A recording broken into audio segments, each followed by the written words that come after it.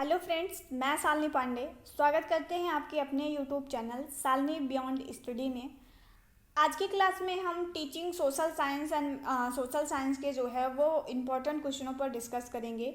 सारे के सारे क्वेश्चन बहुत ही ज़्यादा इंपॉर्टेंट है। कुछ क्वेश्चन इसमें से प्रीवियस ईयर से रिलेटेड हैं और कुछ क्वेश्चन जो है वो नए क्वेश्चनों को इसमें इंक्लूड किया गया है। तो सारे के सारे क्वेश्चन आपके एग्ज़ाम के दृष्टिकोण से बहुत ही ज़्यादा इंपॉर्टेंट है, तो सभी क्वेश्चनों पर आप अच्छे से अपनी प्रैक्टिस करेंगे। और सेशन पसंद आए तो please like share and subscribe जरूर करिएगा, अपने दोस्तों के साथ ज़रूर शेयर करिएगा ताकि नेक्स्ट वीडियो जब भी अपलोड किया जाए तो उसकी इन्फॉर्मेशन आपको सबसे पहले मिले। चलिए तो स्टार्ट करते हैं आज का अपना इम्पोर्टेंट क्वेश्चन। तो हमारा पहला क्वेश्चन है, प्रदर्शन विधि में प्रमुख भूमिका किसकी होती है। ठीक है, आपसे पूछा गया है कि जो प्रदर्शन विधि होती है उसमें सक्रिय रूप से कौन कार्य करता है। ठीक है, देखिए यहाँ पे समझना ये जरूरी है कि आखिर प्रदर्शन विधि है क्या। प्रदर्शन विधि क्या होती है, जिसमें शिक्षक जो होता है वो सिर्फ चीज़ों को एक्सपेरिमेंट करके वो दिखा रहा होता है। ठीक है, तो इसमें जो प्रमुख भूमिका होती है वो अध्यापक की होती है, क्योंकि अध्यापक सक्रिय होकर बच्चों को चीज़ों को कर करके वो दिखा रहा होता है। ठीक है, तो इसका जो सही उत्तर होगा वो होगा अध्यापक की। चलिए आगे बढ़ते हैं अगले क्वेश्चन की तरफ। अगला क्वेश्चन है, खोज विधि में प्रमुख भूमिका किसकी है। इसमें आपसे पूछा गया है कि जो आपकी खोज विधि होती है इस खोज विधि में प्रमुख रूप से भूमिका कौन निभाता है।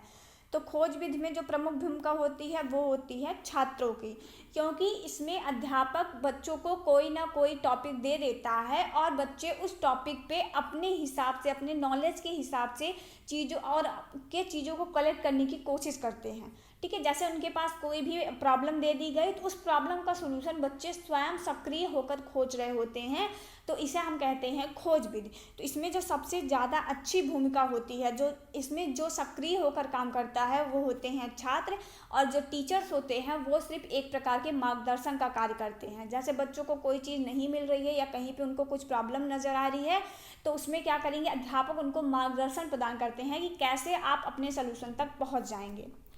चलिए आगे बढ़ते हैं अगले क्वेश्चन की तरफ। तो अगला क्वेश्चन है, खोज विधि के प्रतिपादक कौन है। ठीक है, इसमें आपसे पूछा गया है कि जो खोज विधि थी उसको देने वाले कौन थे। ठीक है, प्रतिपादक इसमें पूछा गया है आपसे।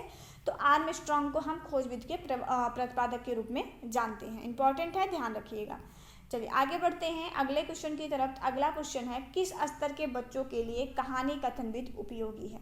आपसे पूछा गया है कि ऐसे कौन से बच्चे होते हैं, किस लेवल के बच्चे होते हैं जिनके सिलेबस में या जिनको हम कहानी कथन विधि के माध्यम से पढ़ाएंगे तो वो बहुत ज़्यादा बेनिफिट देगा।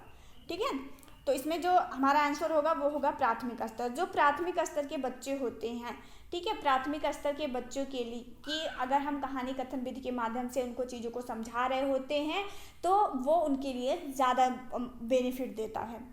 चलिए आगे बढ़ते हैं अगले क्वेश्चन की तरफ। अगला क्वेश्चन है, विस्तृत व्याख्या करें प्रश्नों के कौन से प्रकार के अंतर्गत आता है। ठीक है, इसमें आपसे पूछा गया है कि ऐसे प्रश्न जिनमें जो कि विस्तृत व्याख्या वाले होते हैं, मतलब जो आपके विस्तृत उत्तरीय प्रश्न होते हैं, वो विस्तृत उत्तरीय प्रश्न किस प्रकार के प्रश्नों के अंतर्गत आते हैं। आपके सिलेबस में बहुत सारे टाइप ऑफ क्वेश्चन दिए गए हैं, जिसमें से आपको मुक्त अंत वाले और बंद अंत वाले प्रश्नों के बारे में भी पढ़ना है। तो वहीं से ये सवाल बना हुआ है कि जो प्रश्न हमारे विस्तृत उत्तरीय प्रश्न होते हैं वो प्रश्न किस प्रकार के प्रश्नों के अंतर्गत आते हैं।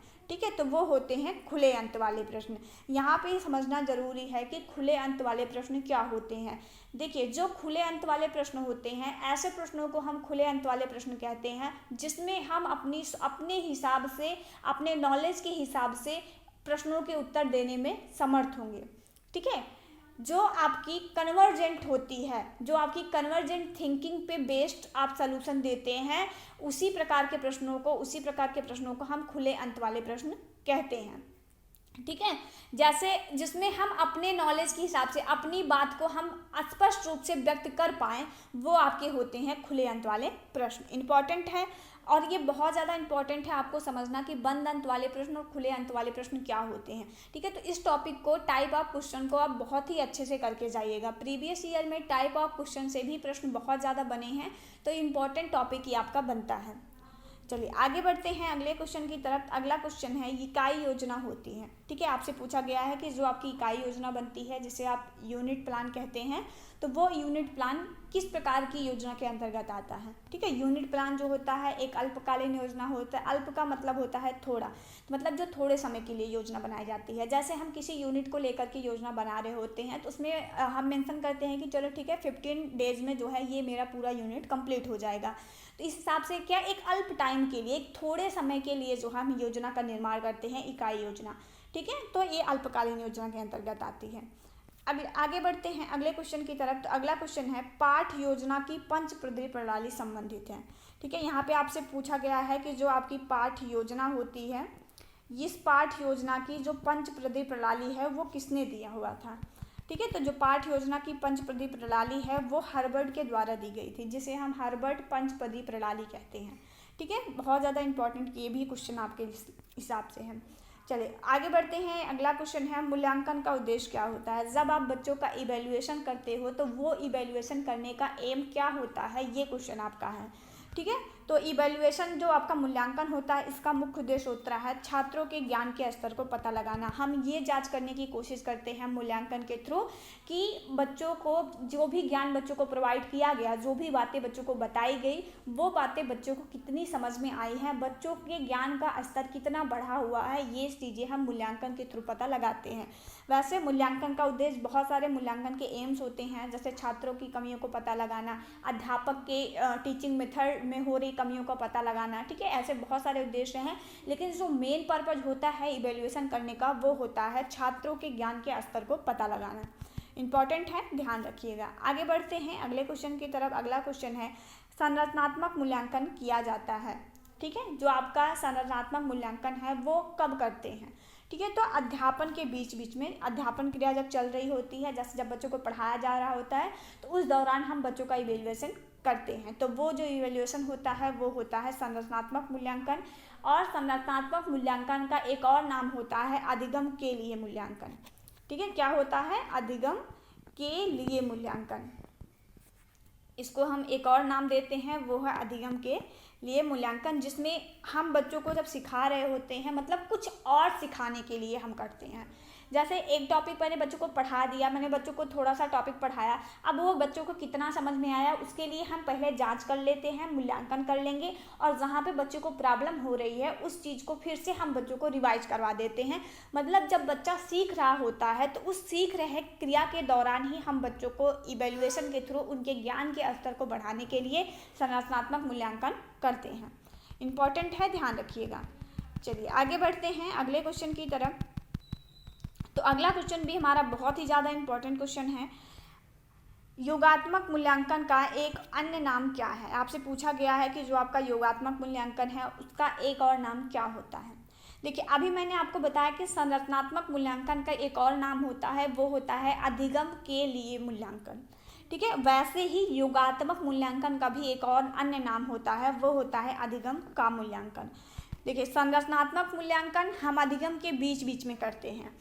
क्यों करते हैं, ताकि हम बच्चों में सुधार कर सकें। जहाँ पे बच्चे गलती कर रहे हैं या जहाँ पे बच्चों को समझ में नहीं आ रहा है टॉपिक, उसको हम दोबारा से बच्चों को समझा सकें, इसलिए हम संरचनात्मक मूल्यांकन करते हैं। लेकिन हम योगात्मक मूल्यांकन करते हैं, अधिगम का मूल्यांकन करते हैं। जैसे मैंने पूरा टॉपिक पढ़ा दिया तो अब हम मूल्यांकन करके बच्चों को ग्रेड प्रदान करेंगे, अंक प्रदान करेंगे कि आपका लेवल क्या है और आपका लेवल क्या है। मतलब जैसे पूरा सिलेबस पढ़ाने के बाद जब हम इवैल्यूएशन करते हैं, पूरा अधिगम कंप्लीट होने के बाद जो इवैल्यूएशन करेंगे वो योगात्मक मूल्यांकन होगा। और योगात्मक मूल्यांकन हम बच्चों को सिखाए गए टॉपिक के लिए करते हैं, बच्चों को अंक प्रदान या ग्रेड प्रदान करने के लिए। ठीक है, बहुत ही ज़्यादा इंपॉर्टेंट क्वेश्चन है। सभी के सभी क्वेश्चन जो है वो प्रीवियस ईयर में किसी ना किसी ईयर में जो है वो पूछे गए हैं, तो बहुत ही अच्छे से आप प्रैक्टिस करिएगा। चलिए, आप लोगों के लिए एक सवाल है, इसका जवाब आप कमेंट बॉक्स में दीजिएगा कि चार्ट पेपर किस प्रकार की शिक्षण सामग्री होती है। जो आपका चार्ट पेपर होता है उसे हम श्रव्य सामग्री कहते हैं या फिर दृश्य सामग्री कहते हैं। ठीक है, ये टीएलएम से रिलेटेड क्वेश्चन है। आप सभी लोगों को जवाब देना है कि चार्ट पेपर जो है वो किस प्रकार की शिक्षण सामग्री होती है। कमेंट बॉक्स में अपना आंसर ज़रूर बताइएगा आप सभी लोग, ताकि पता चले कि आप लोग किस तरीके से आपकी तैयारी चल रही है। चलिए मिलते हैं नेक्स्ट वीडियो में।